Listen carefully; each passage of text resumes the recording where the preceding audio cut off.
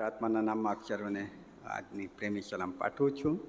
અને પ્રભુના વચન તરફ જે પહેલાં એક સારી સ્માઇલ સાથે નજીકમાં બેઠા હોય તેઓને તમે ગુડ મોર્નિંગ કરી દેશો.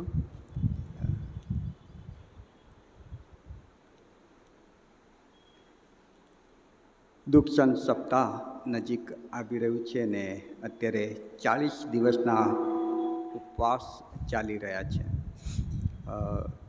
જરૂરી નથી કે તમે 40 દિવસ ઉપવાસ કરો. ઘણા શુક્રવાર કરે છે, ઘણા કોઈ ખાસ દિવસ ઉપવાસ કરે છે, ઘણા ફક્ત ગુડ ફ્રાઈડેના દિવસે ઉપવાસ કરે છે. જરૂરી એ નથી કે તમે કેટલા દિવસ કરી રહ્યા છો, પણ અને હું એમ પણ નહીં કહીશ કે તમારે 40 દિવસ કરવા જોઈએ. હું ફક્ત ઉપવાસનો જે આશીર્વાદ છે, ઉપવાસના જે ફાયદા છે, ઉપવાસ દ્વારા શું મળે છે તે તમારી આગળ મૂકવાનો પ્રયત્ન કરીશ. એનું કારણ એ છે કે જો આપણને ખબર હોય કે આ બાબતથી આ થાય છે, તો જ્યારે એની જરૂર પડે ત્યારે તમે એનો ઉપયોગ કરી શકો. અને એના માટે જરૂરી નહીં કે આ જ્યારે આખું વિશ્વ 40 દિવસના ઉપવાસ કરે છે ત્યારે જ આપણે ઉપવાસ કરીએ, એવું જરૂરી નથી. અને માટે ઘણા લોકોને તમે જુઓ તો જ્યારે જીવનમાં અઘરી પળ આવી જાય છે, એ કદાચ ક્રિસમસના દિવસો પણ હોઈ શકે, ત્યારે તેઓ ઉપવાસ કરે છે અને પ્રભુની સહાય માંગે છે. અને માટે ઉપવાસ ક્યારે કરવો એ ડિપેન્ડ છે વ્યક્તિ પર, પણ ઉપવાસના જે ફાયદા છે, ઉપવાસનો જે આશીર્વાદ છે, ઉપવાસથી જે લાભ છે તે તમને ખબર હોય તો તમે એનો જ્યારે સમય આવે ત્યારે ઉપયોગ કરી શકો છો. અને માટે આજે ફરી એકવાર ઉપવાસના ફાયદા વિશે આપણે પ્રભુના વચનમાંથી જોવાનો પ્રયત્ન કરીશું. યહૂદી લોકો અથવા તો ઇઝરાયલ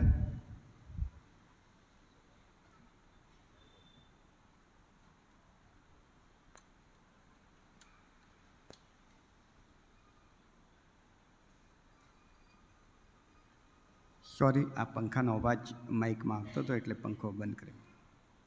ઇઝરાયલ જે શાસ્ત્રને પોતાના નિયમશાસ્ત્ર તરીકે માનતા હતા, જેને આપણે જૂનો કરાર ગણીએ છીએ, એ જૂનો કરાર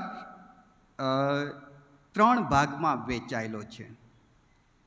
અને એનું શોર્ટ ફોર્મ એટલે કે ટૂંકું નામ તનખ, TNK. 3 ભાગમાં વહેંચાયેલો છે જૂનો કરાર. પહેલો ટી એટલે તોરા, જેમાં મૂસાના પ્રથમ 5 પુસ્તકોની વાત આવે છે. ત્યારબાદ એન એટલે નેબીમ એટલે પ્રબોધકો, જેમાં નાના મોટા પ્રબોધકો એટલે પુસ્તકના પ્રમાણમાં અધ્યાય ઓછા હોય તો નાના પ્રબોધકો, અધ્યાય વધારે હોય તો મોટા પ્રબોધકો, એટલે પ્રબોધકોની વાત આવે છે. અને ત્રીજો ભાગ એમાં કેતુબીન એટલે ઇતિહાસ, વાર્તા, ગીતો કે બીજા જે લેખો છે તેની વાત આવે છે. એટલે જૂનો કરાર યહૂદી લોકો જે વાપરતા હતા તેમાં એમના પવિત્ર શાસ્ત્રમાં 3 ભાગ પડે છે: તોરા, નેબીમ અને કેતુબીન. અને એને શોર્ટમાં TNK એટલે તનક કહીને એ લોકો તનક શબ્દ વાપરે છે. એટલે કોઈ રાબ્બી જ્યારે કોઈકની પાસે નિયમશાસ્ત્ર મંગાવે ત્યારે એમ કે તનક લઈ આવ, એટલે આ જૂનો કરાર તેઓ લઈને આવતા હતા. હવે જૂના કરારમાં આ 3 ભાગમાં ઉપવાસની વાત મળે છે. ઉપવાસની અગત્યતા સમજો. પ્રથમ તોરામાં મૂસાના 40 દિવસની વાત મળે છે. ત્યારબાદ બીજો ભાગ જે નેબીમ છે, પ્રબોધકોના પુસ્તક, એમાં એલિયાના 40 દિવસના ઉપવાસની વાત મળે છે. ત્યારબાદ કેતુબીનમાં યુના કે જેણે નિન્વેના લોકોના ઉપવાસની વાત મળે છે. જૂના કરારમાં લગભગ 47થી વધારે વખત ઉપવાસ શબ્દનો ઉલ્લેખ કરવામાં આવ્યો છે. અને આ ઉપવાસ માટે મૂળ હિબ્રુમાં જે શબ્દ વપરાયો છે તે સોમ શબ્દનો મતલબ થાય છે કે ન ખાવું, ખાવું નહીં. અને ઉપવાસ જે છે એ કોઈ માણસની આજ્ઞા કે માણસ દ્વારા શરૂ કરવામાં આવેલી વ્યવસ્થા નથી. કેમ કે હિબ્રુમાં જે શબ્દ સોમ શબ્દ ન ખાવું એ ઉપવાસ માટે વપરાયો છે કે જે નેહમ્યા 9:1 અને યશાયા 58 આપણે જ્યાં જ્યાં ઉપવાસ શબ્દ વાપરીએ છીએ ત્યાં આગળ સોમ શબ્દ છે. હવે એ જ સોમ શબ્દ ઉત્પત્તિના 2 અધ્યાયની 17મી કલમમાં અને 3 અધ્યાયની 1લી કલમમાં પણ મળે છે કે જે એદનવાડીની વાત કરે છે. એદનવાડીમાં ઈશ્વરે આદમ હવાને કહ્યું હતું કે તારે આ ફળ ન ખાવું. ત્યાં જે ન ખાવું શબ્દ છે ત્યાં આગળ સોમ શબ્દ છે. અને એ જ સોમ શબ્દ યશાયા 58 પણ ઉપવાસ માટે વપરાયેલો છે કે ન ખાવું. એટલે ઈશ્વર દ્વારા જો સૌથી પહેલી કોઈ આજ્ઞા આપવામાં આવી હતી તો તે એ સોમ, ન ખાતો નહીં. જે દિવસ તું ખાઈશ એ દિવસે તું મરશે જ મરશે. ઈશ્વરની એ પહેલી આજ્ઞા સોમ, બાકીની બધી આજ્ઞા પછી આવે છે. અને આદમ હવાએ એ આજ્ઞા તોડી ખાધું અને એદનવાડીમાંથી બહાર ફેંકાઈ ગયા. પ્રભુના એક સેવકે બહુ સરસ વાત કહી છે. એક પાસ્ટરે એવું કહ્યું છે કે તેઓએ એટલે એદનવાડીમાં આદમ અને હવાએ ન ખાવું એ હુકમનું પાલન ન કર્યું, માટે તેઓ એદનમાંથી દેવની હજુરીમાંથી દૂર જતા રહ્યા. માટે આવું હવે ન ખાવું એ હુકમનું પાલન કરીને એટલે કે ઉપવાસ કરીને ફરી એકવાર એદનમાં એટલે દેવની હજુરીમાં જઈએ. ઉપવાસ દ્વારા દેવની હજુરીમાં જવાય છે અને એ ઈશ્વરને ગમે છે. પ્રથમ આજ્ઞા આ જ તો હતી કે ન ખાતો. સોમ, આદમ ન ખાતો, હવા ન ખાતી અને એમણે ખાધું અને ઈશ્વરની હજુરી અને એદન બંને ગુમાવ્યું. અને જ્યારે વ્યક્તિ ઉપવાસ કરે છે, ઉપવાસ સાથે તે ઈશ્વરની હજુરીમાં જાય છે અને ઈશ્વરની હજુરીમાં એને એદનનો એટલે જ્યાં ઈશ્વરની હજુરી હોય, ઈશ્વરનો મહિમા હોય, ઈશ્વરનો ગૌરવ હોય એનો અહેસાસ તેને થાય છે. અને માટે ઉપવાસ બહુ જ જરૂરી છે. આના ઉપર અગાઉ મેં ઘણી બધી વાતો કહી છે, પણ આજે મારો મુખ્ય વિષય ઉપવાસથી મળનાર ફાયદો, આશીર્વાદ, લાભ એ તમારી આગળ મૂકવાનું છે. જેથી કરીને જ્યારે તમને યોગ્ય લાગે, આજે નહીં, આ 40 દિવસોમાં નહીં, જ્યારે તમને યોગ્ય લાગે ત્યારે તમે ઈશ્વરે આપેલો આ ઉપવાસરૂપી આશીર્વાદનો લાભ લઈ શકો.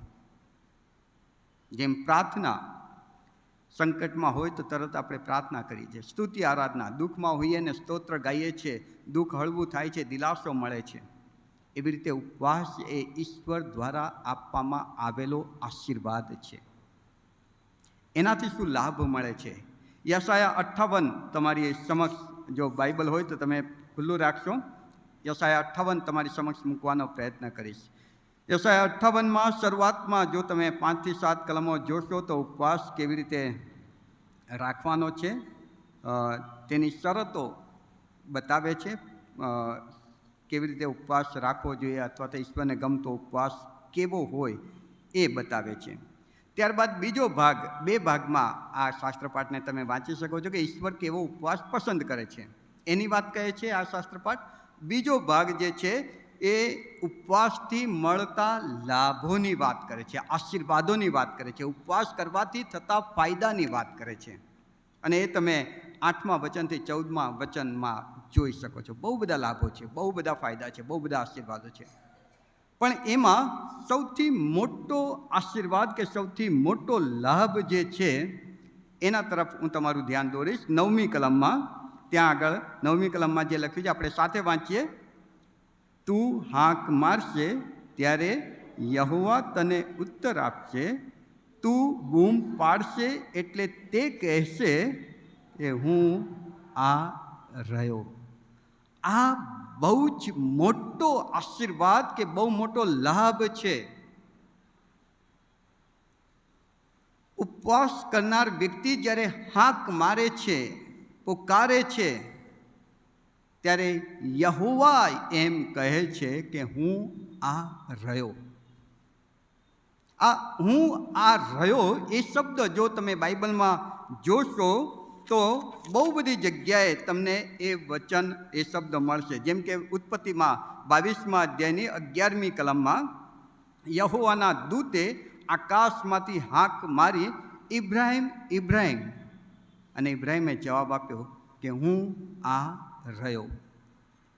નિર્ગમન 3 અને 4માં યહોવા દેવે બળતા ઝાડવામાંથી હાંક મારી મૂસાને કે મૂસા, મૂસા, અને મૂસા કહે છે કે હું આ રહ્યો.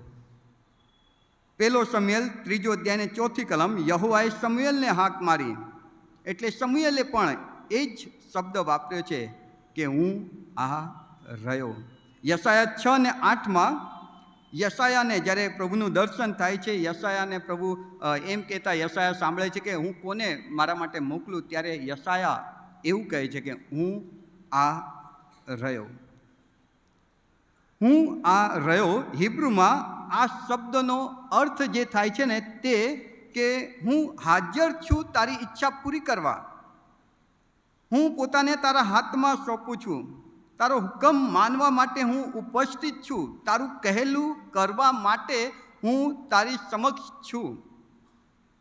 જ્યારે જ્યારે ઈશ્વરે માનવને બૂમ પાડી છે, પછી તે મૂસા હોય, એલિયા હોય, કે પછી શમૂએલ હોય કે યશાયા હોય, જ્યારે પણ પ્રભુના સેવકોને પ્રભુએ બૂમ પાડી કે યશાયા કે મૂસા કે એલિયા કે શમૂએલ, ત્યારે એમણે કહ્યું કે પ્રભુ હું આ રહ્યો, તમે બોલો એ કરવા હું રાજી છું, તમે હુકમ કરો એ માનવા હું રાજી છું, તમે બોલશો એ પ્રમાણે હું કરીશ. એ શબ્દનો અર્થ એવો થાય છે. હિન્નેરી, હિન્નેરી મૂળ હિબ્રુમાં શબ્દ છે હિન્નેરી, એટલે હું આ રહ્યો. નવા કરારમાં મરિયમને જ્યારે પ્રભુનો દૂત ગાબ્રિએલ દર્શન દે છે અને પછી કહે છે કે તારા દ્વારા એક તારણની યોજના પિતા અમલમાં લાવવાના છે ને તને ગર્ભ રહેશે ને દીકરો થશે. મરિયમે ત્યાં જે શબ્દ વાપર્યો હિન્નેરી, પ્રભુ હું તારી દાસી છું, તારા કયા પ્રમાણે મને થાવ, હું આ રહ્યો. જ્યાં જ્યાં પ્રભુએ બૂમ મારી છે, યશાયા કહે છે કે પ્રભુ હિન્નેરી હું છું, તમે બોલો હું કરવા તૈયાર છું. મૂસા, પ્રભુ હિન્નેરી હું હાજર છું. બાઇબલમાં ઈશ્વરે જ્યારે પોકાર કર્યો છે માણસ તરફથી કે પ્રભુના સેવક કે સેવિકા તરફથી, એ જ પ્રત્યુત્તર મળ્યો છે કે હિન્નેરી હું હાજર છું. પણ બાઇબલમાં એક જગ્યા એવી છે કે જ્યાં પ્રભુ પોતે, સર્વસમર્થ દેવ પોતે, જેની સેવા કરવા માટે દૂતોને કરુબો પણ પડાપડી કરે, એ પોતે એવું કહે છે કે હું હિન્નેરી હું હાજર છું. એવો કયો મોટો અધિકારી, એવો કયો મોટો માણસ છે કે જે બોલાવે અને ઈશ્વર હાજર થાય છે અને કહે છે કે હિન્નેરી તું બોલ, હું સાંભળવા તૈયાર છું, તું કઈશ એ પ્રમાણે કરવા તૈયાર છું. એવી કઈ મોટી હસ્તી છે. યશાયા 58 કહે છે કે વ્યક્તિ તો ઉપવાસ કરનાર હસ્તી કે વ્યક્તિ છે. ઉપવાસમાં એ તાકાત છે કે જ્યારે ઉપવાસ કરીને વ્યક્તિ ઈશ્વરને પોકારે છે ત્યારે સર્વ સમર્થ દેવ પોતે એ વ્યક્તિને એમ કહે છે કે હું આ રહ્યો, તું બોલ, તારું કહેવું કરવા માટે હું હાજર છું. હિન્નેરી. પ્રભુમાં પ્રિય વાલાઓ, આ શબ્દ યશાયા 58, તું હાક મારીશ ત્યારે યહોવા તને ઉત્તર આપશે. તું બૂમ પાડશે અને યહોવા એમ કહેશે કે હિન્નેરી, હું હાજર છું, હું આ રહ્યો. શું ફક્ત ઈશ્વરે બોલવા ખાતર ત્યાં કહી દીધું છે? ખાલી સારું લગાડવા ત્યાં કહી દીધું છે? કે ખરેખર ઈશ્વરે એ પાળી બતાવ્યું છે? એ પણ આપણે બાઇબલમાંથી જોવું જોઈએ કે ખરેખર ઈશ્વરે એ વચન પાળ્યું છે કે જ્યારે ઉપવાસી વ્યક્તિએ પુકાર કર્યો હોય અને ઈશ્વર ત્યાં હાજર થઈ ગયા હોય. જ્યારે ઉપવાસી વ્યક્તિએ પુકાર કર્યો હોય અને હિન્નેરી શબ્દ યશાયા 58:9 આપનાર યહોવા પોતાનું રાજ્યાસન છોડીને એ વ્યક્તિની મદદ માટે દોડી આવ્યા હોય, એવા બનાવો છે બાઇબલમાં. નિર્ગમનના પુસ્તકના 34મા અધ્યાયમાં તમે આવો. નિર્ગમન 34:28 તમે જુઓ. મૂસા 40 દિવસના ઉપવાસ કર્યા છે. બહુ નમ્ર માણસ. એની એક ઈચ્છા હતી મૂસાની. કોઈને ખબર શું ઈચ્છા હતી?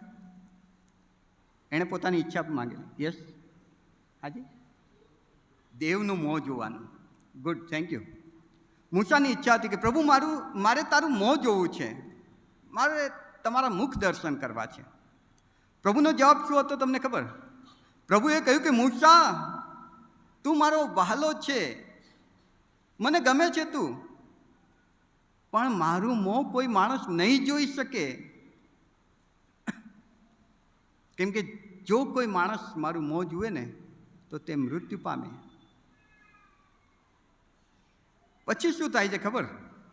નિર્ગમન 33 કહે છે, નિર્ગમન 33:18 મૂસા પોતાની ઈચ્છા જાહેર કરે છે કે પ્રભુ મારે તારું મુખ જોવું છે. અને 20મી કલમ પ્રભુ કહે છે કે તું મારું મોં જોઈ શકતો નથી. પછી 34મા અધ્યાયમાં 28મી કલમમાં મૂસા 40 દિવસના ઉપવાસ કરે છે, હોરેબ પર્વત પર જઈને 40 દિવસના ઉપવાસ.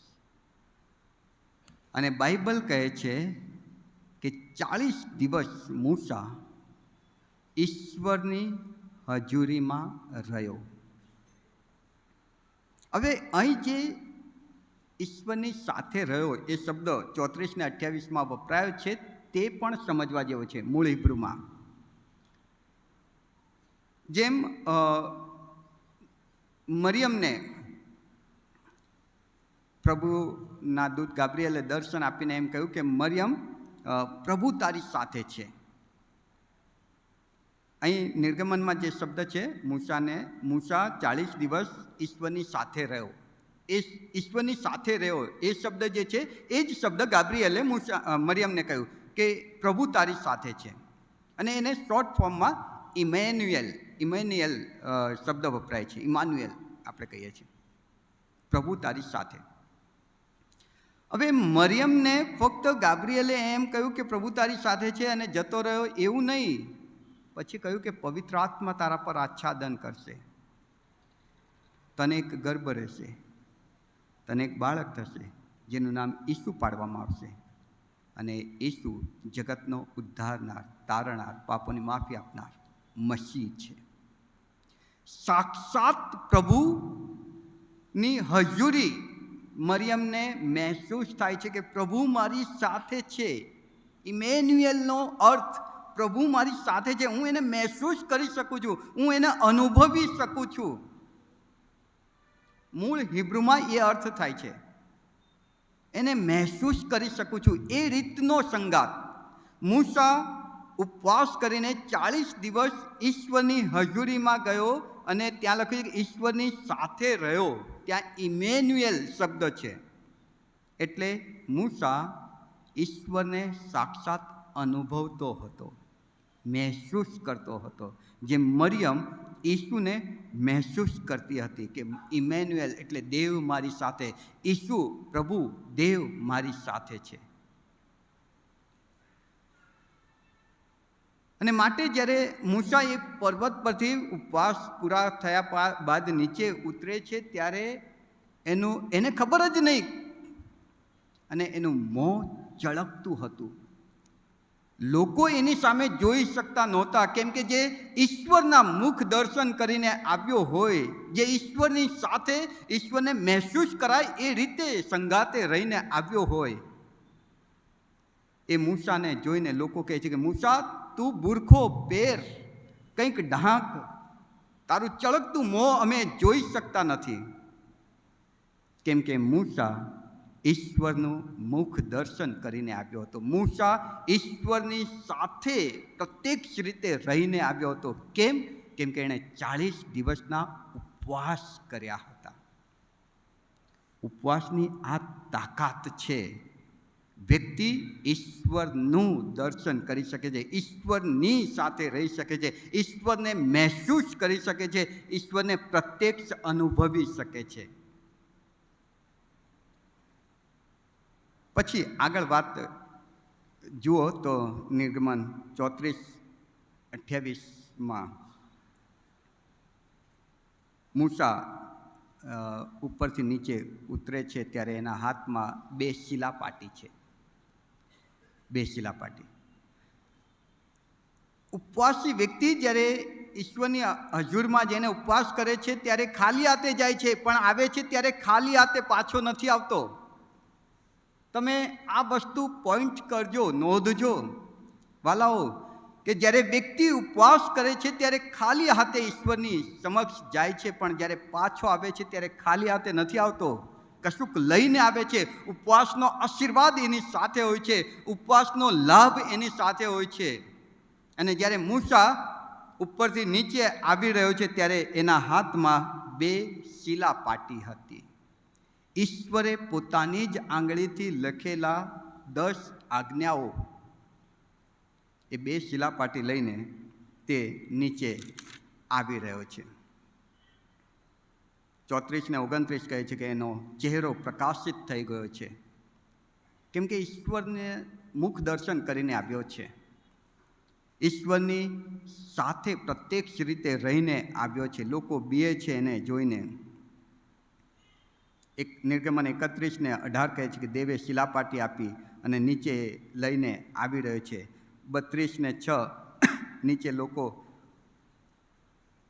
જ્યારે મૂસાને આવતા જોઈ રહ્યા છે, અને મૂસા નીચે ઉતરી રહ્યો છે, અને મૂસા નીચે લોકોને જુએ છે, તો લોકો ખાતા હતા, પીતા હતા. લોકો ખાતા પીતા, નાચતા કૂદતા હતા. મૂસા ઉપવાસ કરતો હતો, અને માટે મૂસા ઈશ્વરનું મુખ દર્શન કરી શક્યો. મૂસા ઉપવાસ કરતો હતો માટે ઈશ્વરની પ્રત્યક્ષ હજુરીનો આશીર્વાદ મેળવી શક્યો. મૂસા ઉપવાસ કરતો હતો માટે ઈશ્વરે પોતાના હાથે લખેલી એ શિલાપાટી મૂસાને ગિફ્ટ આપી. નીચે લોકો ખાતા પીતા હતા. અને જ્યારે નીચે મૂસા આવે છે ત્યારે 32 અધ્યાયની 19મી કલમ કહે છે કે લોકોના એ દ્રશ્ય જોઈને લોકો ખાઈ પી રહ્યા છે, ઉપવાસ નથી કરી રહ્યા. એ જોઈને મૂસાના હાથમાંથી શિલાપાટી નાખી દે છે. મૂસા તૂટી જાય છે.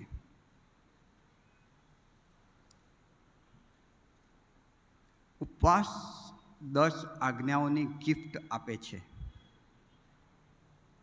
ખાવા પીવાવાળા એ આજ્ઞાઓ, એ શિલાપાટી, એ ઈશ્વરનો આશીર્વાદ તૂટી જાય છે.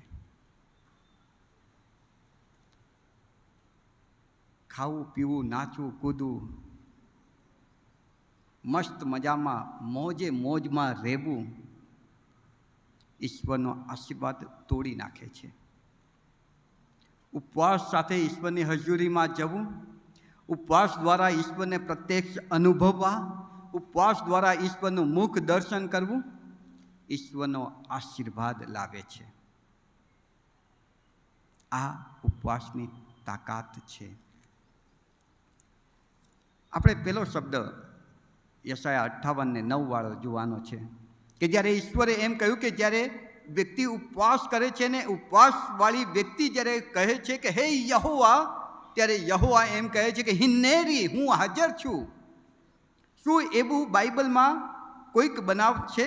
દાનિયેલના પુસ્તકમાં તમે જુઓ, દાનિયેલ નબૂકદનેસ્સર રાજાએ જ્યારે મૂર્તિ બનાવીને આજ્ઞા કરી કે દરેકે એની પૂજા કરવાની છે, દાનિયેલે કહ્યું કે મારાથી એ નહીં બને, હું જીવતા દેવનો ભક્ત છું અને એની જ આરાધના કરીશ. એને પકડવામાં આવ્યો અને ભૂખ્યા સિંહોના બિલમાં દાનિયેલને નાખી દેવામાં આવ્યો. હવે એ સિંહો તો કેટલાય સમયથી ખાધું નહોતું, ભૂખ્યા હતા. અને જો ભૂખ્યા સિંહોની આગળ કંઈક ખોરાક આપવામાં આવે તો એ લોકો તૂટી પડે, એક સેકન્ડની વાર ન કરે. પણ આ તો દાનિયેલ કે જે ઉપવાસ કરતો હતો, ઉપવાસ સાથે ઈશ્વરની આરાધના કરતો હતો, અને ઉપવાસી વ્યક્તિ એટલે ઉપવાસી આ દાનિયેલને જ્યારે સિંહોના બિલમાં નાખવામાં આવે છે ત્યારે એ માંસાહારી ભૂખ્યા સિંહોને પણ આ દાનિયેલ ઉપવાસ કરતા શીખવાડી દે છે.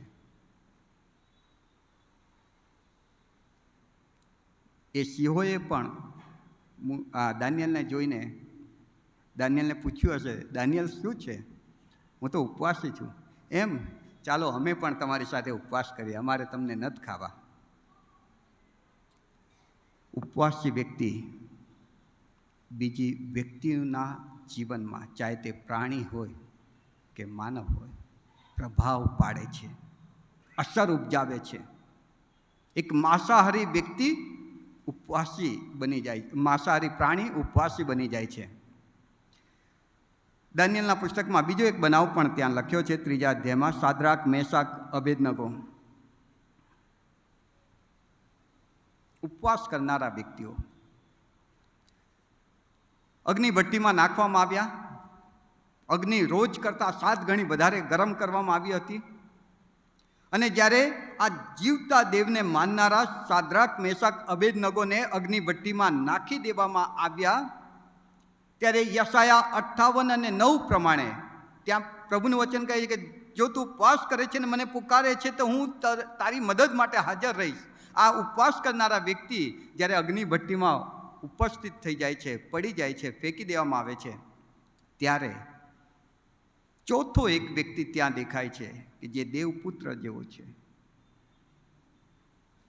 પ્રભુએ વચન આપ્યું છે કે હિન્નેરી, તને જ્યારે મદદની જરૂર પડશે, તું જ્યારે પુકારીશ ત્યારે હું તારી સાથે હોઈશ. ને અહીં ઈશ્વર એ લોકોની સાથે છે, આપણે જોઈ શકીએ છીએ.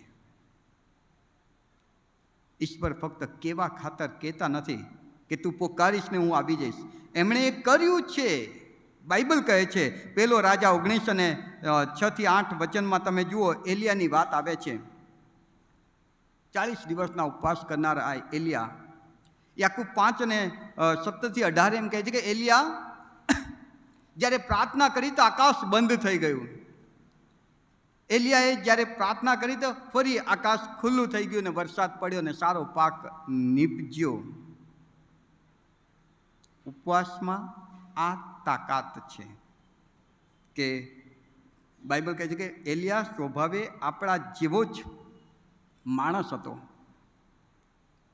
પણ જ્યારે સંઘર્ષનો સમય આવ્યો અને એલિયાએ દેવને પુકાર કરીને કહ્યું કે પ્રભુ, આ લોકોને જાણવા દે કે તું મારો જીવતો દેવ છે અને હું તારા નામે વિનંતી કરું છું કે આકાશ બંધ થઈ જાય.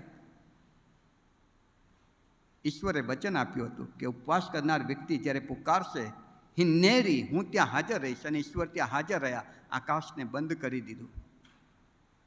ફરી એણે પ્રાર્થના કરી અને એલિયાએ કહ્યું કે પ્રભુ, હવે આકાશ ખુલ્લું કરો, વરસાદ પડવા દો. અને ઈશ્વરે કહ્યું, કાંઈ વાંધો નહીં દીકરા.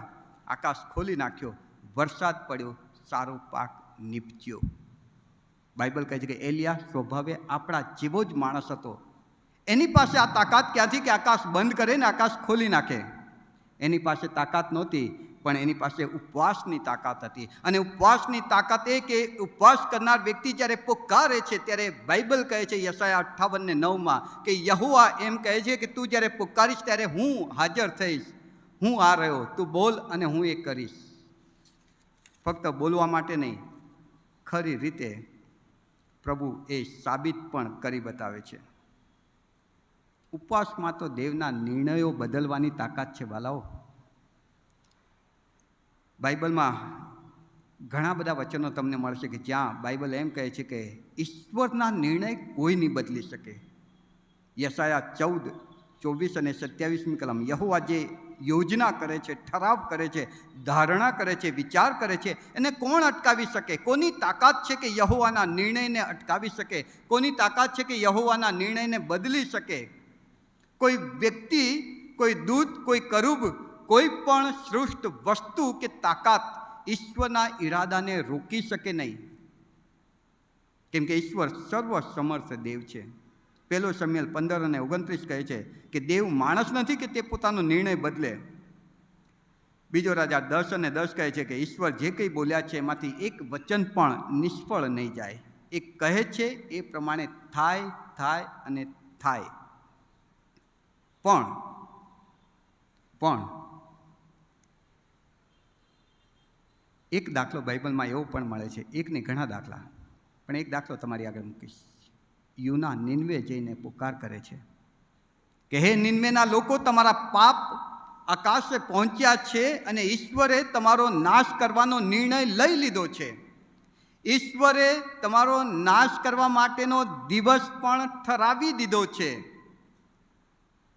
ઈશ્વરનો નિર્ણય હું તમને જાહેર કરવા આવ્યો છું કે આજથી અમુક દિવસ પછી નિનવેનો નાશ થઈ જશે. ઈશ્વરનો નિર્ણય છે.